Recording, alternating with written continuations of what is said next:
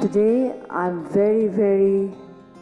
uh, very enlightened, or I've become very more powerful to be in front of Gurudev and share my story with all the ladies here and all the gentlemen who are here also.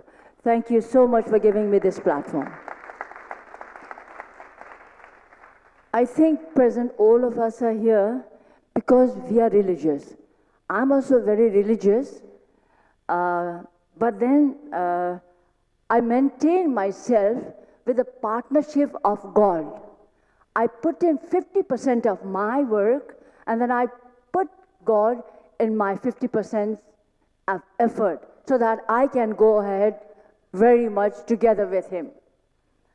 As a child, I was always inspired by my grandfather. We still have caste system in Nepal. I'm from Nepal. And my grandfather, or my Maika, where I was born, is a caste where they take everything, meat, wine, everything, yeah? But my grandfather was not that. He did not take all these things. And then he was the Sardar of a community. So I had seen him making decision for the whole community. And they never went to the court to listen to the court, but whatever he decided was the final decision.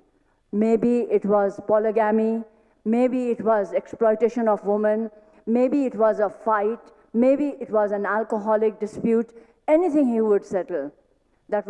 He was my guru. He was the one who inspired me. And the other one was my mother. My mother, being a Nepali, my father worked in Indian Army. He was a colonel, and he had lots of working people in the house. But my mother always did all her work herself. And we told her, why are you doing, especially my father? Colonel, order. Yeah, he said, sit down, don't do. They will do. But she said, no. They are paid like you to serve the nation, and you are also paid to serve the nation. So we are all equal, so we should work together. So we should not let them work. So that is why my mother always inspired me, and these two are the people who inspired me.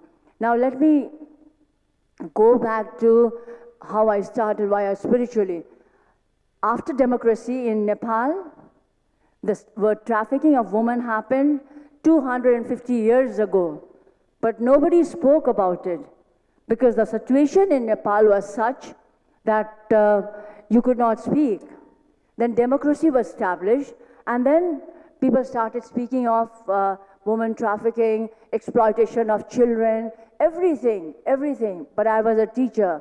I used to listen, I used to see the television, but I didn't know what to do, how to help. Because they were speaking in a 5-star hotel, and the problem was in the villages, and the problem was lying on the street. So I thought I should do something. So now the relation with God and my feelings and my partnership with God started. I used to visit Pashupatinath regularly. There, I found plenty of women on the street who were survivors. Please, I would love to request you one thing. Please never say victims.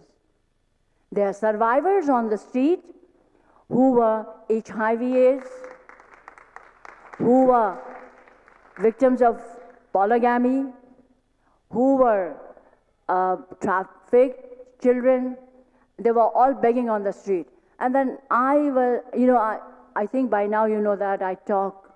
So I was talking to all of them, and they said to me, I asked them, why don't you work? Why are you begging? How much do you earn? Because they had small children with them also. They all said no.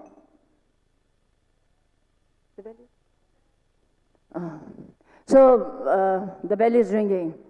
So then I started small shops for them, and I started this organization called Maiti.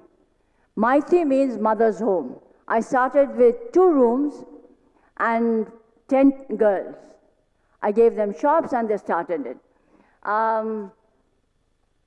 Then, since the bell has gone, so far we are doing, we rescue, we have information.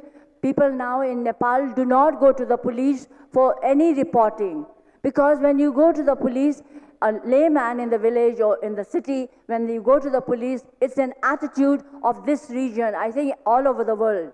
When a woman goes to a police and says, my daughter is lost, my daughter is missing, then she is, or the whole parents are said, oh, she must have eloped with someone. So they never file a case. So now we do awareness in the villages all throughout the country, and then now the people come to report to us. We have legal section. We have now so far, in this 25 years I've started this, we have jailed, we have sentenced people. Our law says 20 years, but we have sentenced for 90 years also. We have sentenced 1,700 traffickers to the jail who are serving 45, 90 years of imprisonment. Then we give, now how do we rescue? We rescue, our main problem is with India. I'm very sorry to say that, but this is happening for a long time. So now people come to report to us, and we have a small office in India, and that is how we do the rescue. We do the rescue and bring the girls back. We give them different trainings, we put them into education, and then we reintegrate them into society. But for me to say in front of Guruji, Gurudev is, I feel it's an opportunity that women should be now taken from the religious leaders also. They should start about talking about gender equality.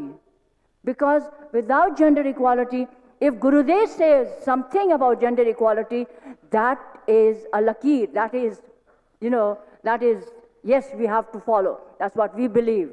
So they have to start lobbying about gender equality. And I am very, very proud. For the first time in this region, from Nepal, for Badrinath, we have a lady, Sankaracharya, who is only 25 years old. So now, through religion, gender equality is coming up. So until and unless there is gender equality, nothing is going to stop. So at the end, I would like to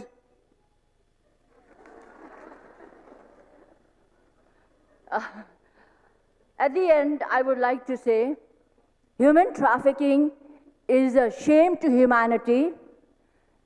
I would like all of you to join hands with me to make this society a trafficking-free society of women and girls. Thank you.